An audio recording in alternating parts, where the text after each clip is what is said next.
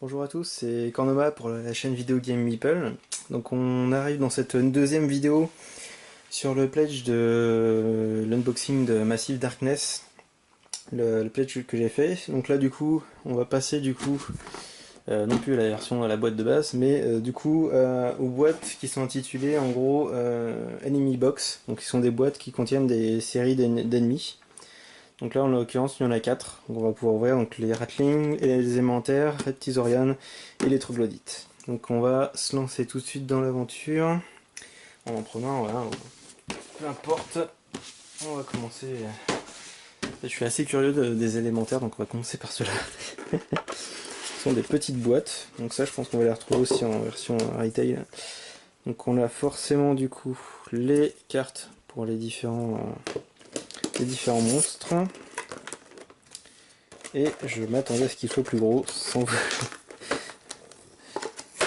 je m'attendais à pire en termes de taille, disons plutôt. Il y a certaines figurines où je me posais un peu la question de la jouabilité quand on compare avec une figurine de départ. Alors là, on est en toute probabilité avec l'élémentaire de terre qui nous balance un magnifique morceau de mur à la tronche. Les effets de pierre agglomérés là sont magnifiques, avec une espèce de branche qui passe à travers. Vraiment super sympa. Alors les monstres, je trouve qu'ils ont un petit peu des têtes un peu cheloues. J'ai du mal à identifier la structure vraiment de la tête de certains de leurs monstres par contre. Alors par contre si on compare du coup, hop, la taille avec un héros, et ouais, il fait une bonne tête de plus quand même. Hop là, du coup, on va voir quoi, celui-ci, ou plus je devrais dire plutôt celle-ci, va certainement être l'élémentaire du vent, toute logique. Ah non, de feu, excusez-moi. C'est des flammes ça. Ce sont des flammes. Donc en fait, c'est ça, sa jambe droite, c'est une espèce de nuage de feu. Une espèce de masque.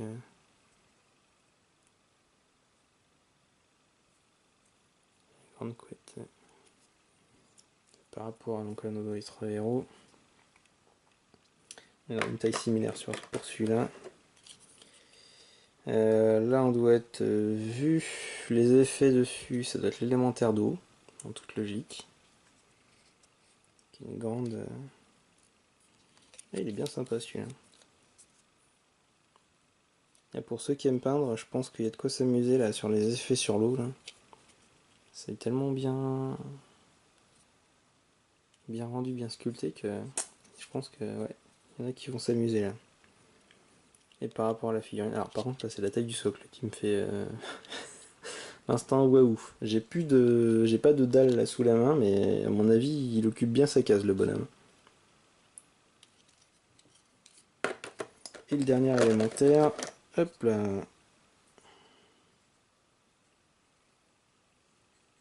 Il y a un gigantesque golem, on dirait de la glace à moitié, c'est un peu bizarre. J'ai du mal à déterminer qui est qui. Il va falloir que j'ouvre les personnages, les fiches d'élémentaire, parce que là j'ai du mal à déterminer qui est qui. Là. Marque sur les côtés de la boîte, ça doit certainement être mis. Alors donc du coup le dernier c'était l'élémentaire de feu en toute logique. L'élémentaire d'eau là je m'étais pas planté. L'élémentaire de terre, et du coup bah là, en fait c'était bien le vent en fait. Ce que j'ai pris pour une flamme c'était une gerbe de vent en fait.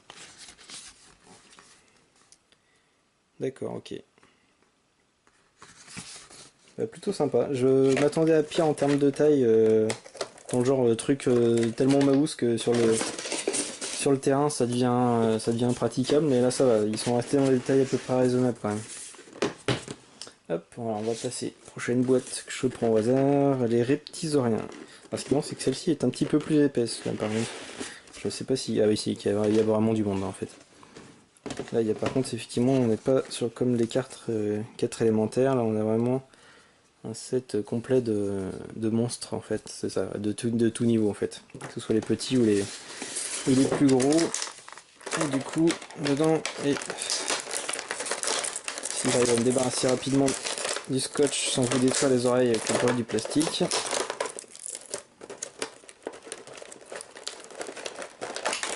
Et en plus il y a plusieurs épaisseurs de plastique.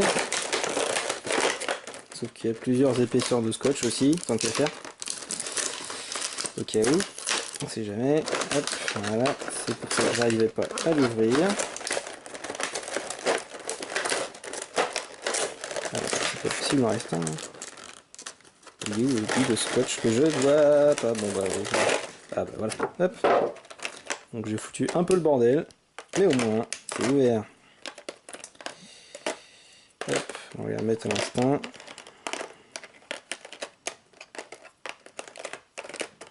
Toi tu m'as l'air d'aller là et toi tu m'as l'air d'aller là. Hop là.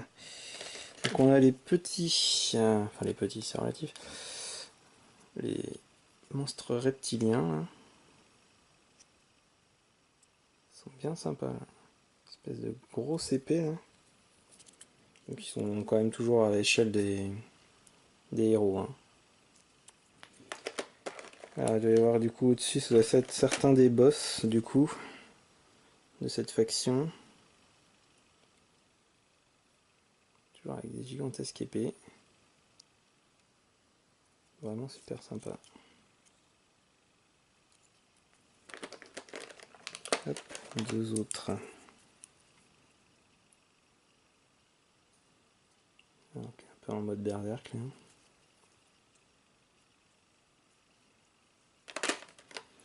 On a une version... Oh la vache, la taille du socle. Ça doit être un bon gros boss là. Ah et bah là, il y a une belle tête de crocodile bien mutant là. C'est la taille du bras. Sans déconner. Attends, quasiment la taille d'un personnage. Bon là encore, on est... En hauteur, on est pas trop déconnant. La taille du socle par contre, waouh. Oh, putain, il y a des spikes sur le dos, j'avais pas fait gaffe. Ils sont immenses. Ça sent le truc, Patrus. Vraiment super sympa. Petite remarque anatomique, la taille des jambes par rapport à la taille du monstre. Il y a comme un truc chelou. Mais enfin bon. Il a quasiment les mêmes jambes que... Enfin, les mêmes jambes. C'est non, je déconne. Ils sont pas aussi petites que les jambes des héros, mais... Par rapport à la taille du monstre, en termes de proportion, il y a un petit truc qui me choque là perso, mais... Autrement, le reste, c'est vraiment nickel. Avec les grandes plaques d'écailles et tout. Vraiment, vraiment nice. Du coup, il y a d'autres amis reptiliens en dessous. Je sais pas ce qui... Ah, c'est un bout de scotch là. Que j'avais pas vu. Le petit copain, il s'était caché. Voilà. Donc, ah d'accord, ok. Donc là, on a des personnages qui doivent faire des attaques à distance, qui sont avec des sarbacanes.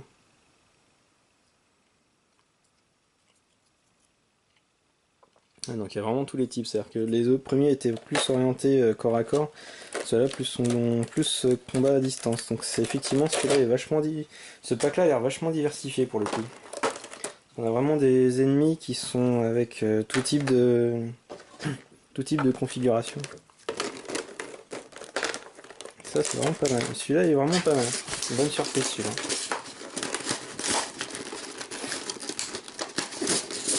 Pas que celui avec les élémentaires était décevant, mais c'est que en fait tellement l'imagerie de...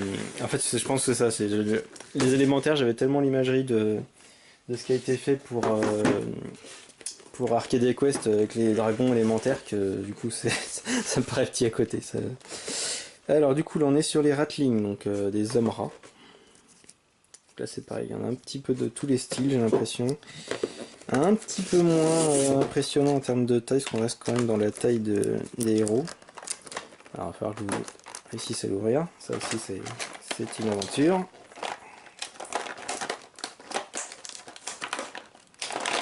Oh là. Sans en foutre partout, et il y a deux épaisseurs, je me suis fait avoir encore une fois.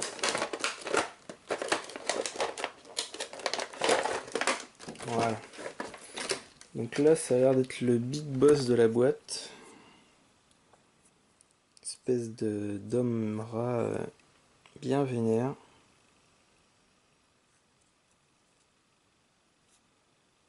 une faux. Une espèce de ragarou à moitié en fait, ça fait un peu ça. Du coup on a quoi là? C'est un... Ok, c'est un espèce de voleur rat à moitié, hein. Enfin, vu la configuration, avec la cagoule et tout. Alors on a quoi? Alors, la boîte d'en dessous, on a toute l'arme, ouais, d'accord. Là en dessous, il y en a toute une tripotée qui sont identiques. Qui sont du coup les troupes de base. Ok, sympa leur épée. Petit bouclier à pointe. Donc là on a une petite armée de ceux-là, de cette sculpture. Hop. Et du coup là on a les différents boss. Ah non, du coup ceux-là j'en ai plusieurs dessus ici. J'en ai 4, j'en ai 6 même. Là du coup ça doit être la version un peu comme on avait pour les reptisauriens. Ça doit être les combats à distance, qu'on dirait qu'ils ont une grosse arbalète dans la main. Et c'est ça, il tire un carreau de son carquois. Donc ce sont bien des personnages qui vont faire des attaques à distance. Et du coup on a une espèce de héros supplémentaire aussi, enfin héros, de mini-boss rat. Alors celui-là, c'est une sorte de chaman avec un balai. C'est un peu un concept, hein, l'homme rat avec un balai à la main. On aurait plutôt tendance à penser que l'homme rat il n'aime pas trop le balai. Et celui-là, c'est quoi? Ah, c'est un casque. Pour le moment, j'ai cru que c'était un qui était à moitié punk. Avec des fléaux d'armes là, qui sont vraiment moitié nunchaku là. C'est assez sympa.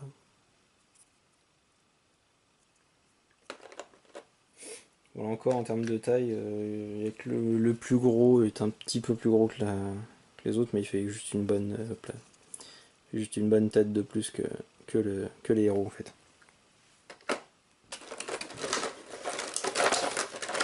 Hop, du coup il nous reste juste les troglodytes pour cette série sur les packs d'ennemis. Hop.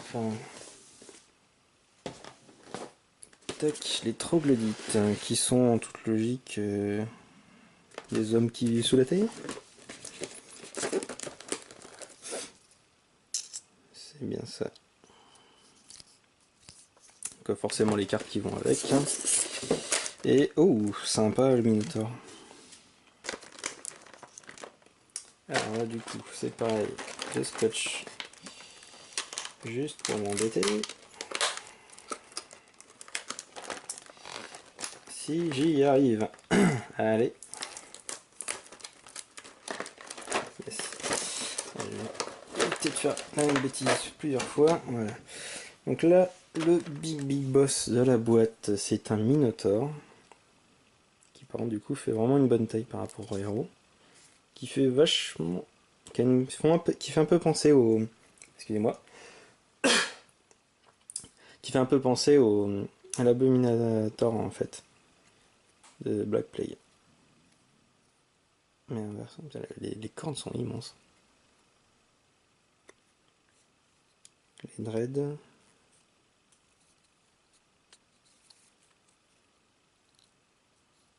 Ça me fait penser à World of Warcraft.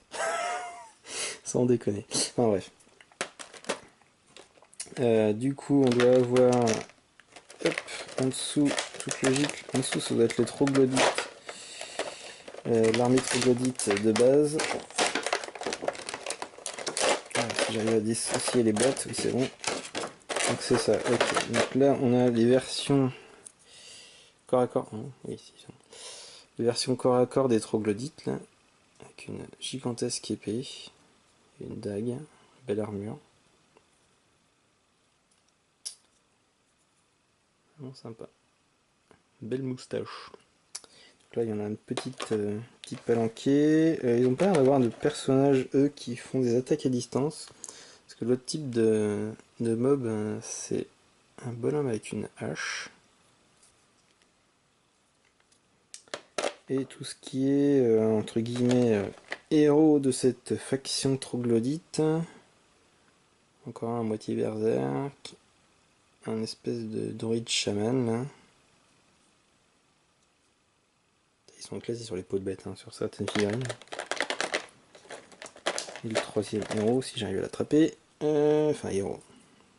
Champion on va dire plutôt de cette faction. Vraiment sympa. Celle-là presque pourrait être transformée en héros. Les troglodytes, là, pour ceux-là, il n'y a pas de. Il n'y a pas à tortiller, c'est quand même des humanoïdes, donc plus facile à transposer en héros. Hop là, donc du coup, c'était la fin pour cette vidéo un peu plus courte forcément du coup de ces 4 packs de boîtes d'ennemis supplémentaires. Donc là, qui sont dans des boîtes des versions retail. Hein, donc ça, c'est des trucs qu'on retrouvera dans le commerce après.